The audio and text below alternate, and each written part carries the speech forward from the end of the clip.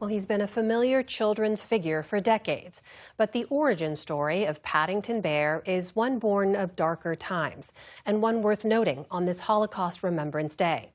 Paddington's creator, author Michael Bond, recalled seeing Jewish refugee children during World War II arriving in Britain with name cards around their necks and suitcases in their hands. Those memories inspired the bear so beloved by generations. Bond died in 2017, but for the past 30 years, it's been an artist in Rhode Island helping to keep Paddington's story alive. Ocean State Media's Pamela Watts has more as part of our Arts and Culture series, Canvas. Hello. For almost 70 years, Paddington Bear has entertained generations in books, on stage, on TV, and in live-action movies. Even the late Queen of England herself was bemused by the beloved bear. However, Paddington Bear hibernates here in Barrington. That's because illustrator R.W. has been looking after this bear, as the story goes, for decades. There are very few children's literature characters who have Paddington's range and depth. I think it's because the basis is kindness and acceptance. That warm spirit of inclusion incubates in Allie's sun-drenched, book-lined art studio at his Barrington home, where he gets into the storybook. I have to be the character I'm drawing. I have to be in my head saying the things that the character is saying to get the expression on the face. In order to do that, Allie uses pen and ink, colored pencils, watercolors, and... Sometimes for Paddington's fur, some coffee. Is that legit? Well, sometimes it is a mistake, I have to say, because the coffee cup and the water jar are sometimes too near each other.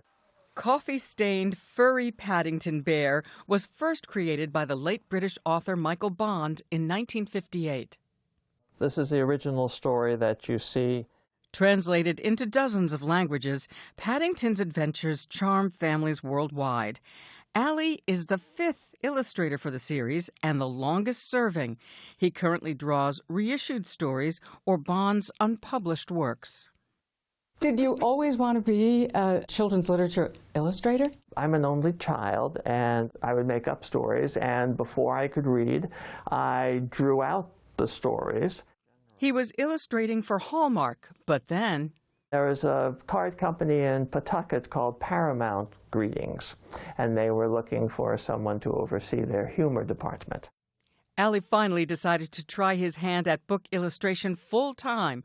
While working on the Detective Dinosaur series, he had a fateful meeting with the creator of Paddington.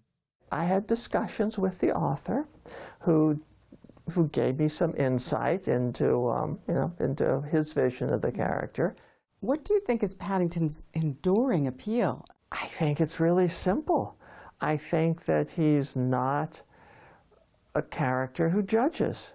I think he's a character who the reader would like to be. Which inspired a new chapter in Allie's career, writing and illustrating his own Breezy Valley comic book-style series, with animals representing the workers in your neighborhood. What I'm trying to do is explain to young kids how important a whole variety of jobs in their community is, and how all these jobs interact with each other, and how they're all necessary to building this whole community. And to do all this, I relied on local experts. This is fun. I really enjoy drawing the little tools here and trying to fit all the human construction gear onto an elephant. The 3rd edition in the series will be published in June. It's based on a real local construction project that happened once upon a time. And back to that staple of children's libraries, Allie says he's drawn a lot from Paddington Bear. Has he influenced you? I think so. It makes you less cynical about the world. It makes you more optimistic about the people you meet. You know, it makes you feel kinder and gentler to the folks you may disagree with. For the PBS News Hour, I'm Pamela Watts in Barrington, Rhode Island.